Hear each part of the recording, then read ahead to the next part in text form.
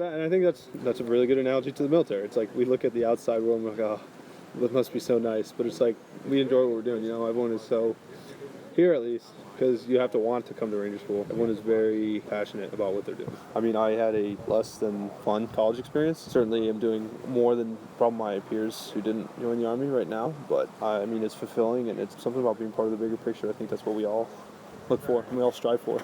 I would gather that probably 99% of the people here would still choose their same path if they had to do it over again. It makes you grow up really fast. I hang out with my friends from back home. We're two different age groups now because you're responsible for so much. Like, I'm 23 years old.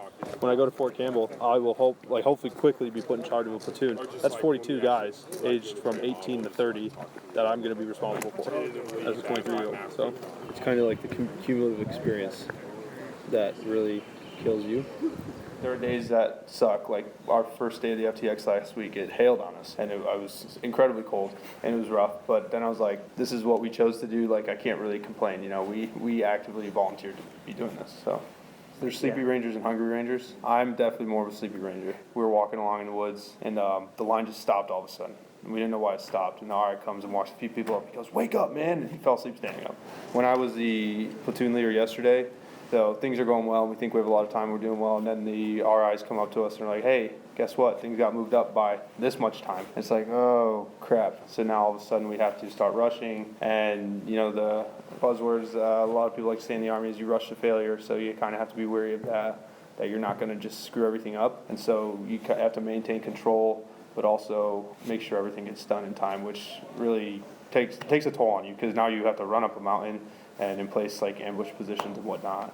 In the planning process, like I made my fair share of mistakes. So one thing specifically was like figuring out the direction of travel that the enemy was coming from, because that matters very much to how you're going to place your support by fire position for the ambush. And so I didn't find out that information until like the very last minute, because the RI was very generous with me and gave me a hint that I was able to figure it out from there. Had I not and then gone with the emplacement I was going to do, it would have been backwards, and the ambush wouldn't have been nearly as successful.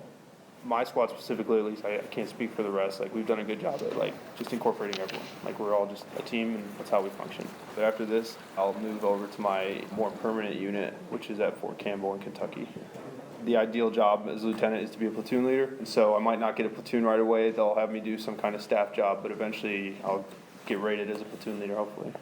So both my grandfathers served. One was in World War II and the other was in Korea. My dad always told me, like, if he had one regret in life, it's that he didn't serve. Not every parent is happy their kid goes into the Army.